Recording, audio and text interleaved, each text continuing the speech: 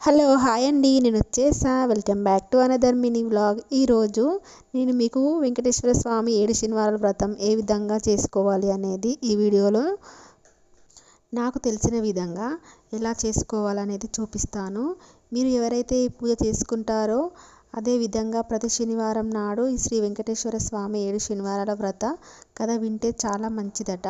మీరు కూడా తప్పకుండా కథను వినండి. విని మీ మనసులో గోవింద గోవింద అని అనుకోండి.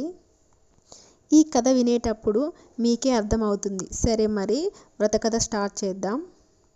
కథ మనస్ఫూర్తిగా ప్రశాంతంగా వినండి. వ్రత కథ స్టార్ట్ చేసే ముందు ఈ వెంకటేశ్వరుని వ్రత కథ విధానం చదవవచ్చు, లేదంటే వినవచ్చు. విని కూడా పూజ చేసుకుంటే చాలా మంచిది. సో మీరందరికీ కూడా ఈ వీడియో నచ్చుతుంది అని నేను అనుకుంటున్నాను. వెంకటేశ్వర స్వామి అష్టోత్తరాలు పూర్తయిన తర్వాత ఈ వ్రతకల్పం అనేది స్టార్ట్ అవుతుంది. మొత్తం 5 అధ్యాయాలుగా ఉంటాయి. ఇప్పుడు ఈ కథ ఎలా ఉంటుందో చూసిద్దాం. ఓం శ్రీ వెంకటేశ్వరాయ నమః. శ్రీ వెంకటేశ్వర వ్రతకల్పం ప్రథమ అధ్యాయం.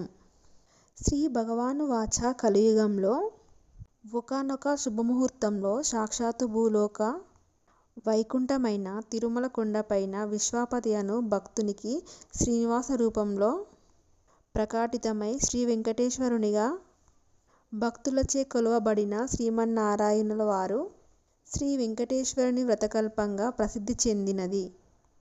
ఈ వ్రతం గురించి గ్రంథం రచింపవలసిందిగా అనుగ్రహించి ఈ విధంగా చెప్పగలిగారు. ఓయి ప్రియభక్త విశ్వాపతి నామధేయ, ప్రియభక్తుడవైన నీకు ఒక విశేష వ్రతకల్పం గురించి వివరిస్తున్నాను. ఈ వ్రతం నాకు అత్యంత ప్రీతికరమైనది. అందరూ ఆచరించుటకు ఎంతో సులభమైనది. కలియుగంలో మానవులు తమ తమ పూర్వఫలాలను అనుభవిస్తూ తిరిగి అనేక పాశకర్మాలను ఆచరిస్తూ దుఃఖముల పాలవుతున్నారు. వీరిలో నా భక్తులైన కొందరు వారి వారి కష్టాలను వివరించవలసిందిగా నన్ను వేడుకుంటున్నారు. ఎన్నో వ్యయ ప్రయాసాలకు వచ్చి తిరుమల యాత్ర వచ్చి నన్ను దర్శించుకుంటున్నారు. నా భక్తులు అంటే నాకు అత్యంత ప్రీతికరం.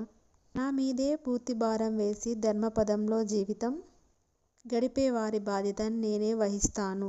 ఇప్పుడు నేను వివరిస్తున్న వ్రతం ఈ వ్రతం శ్రీ వెంకటేశ్వర వ్రతకల్పం అని ఎంతో ప్రసిద్ధి చెందినది.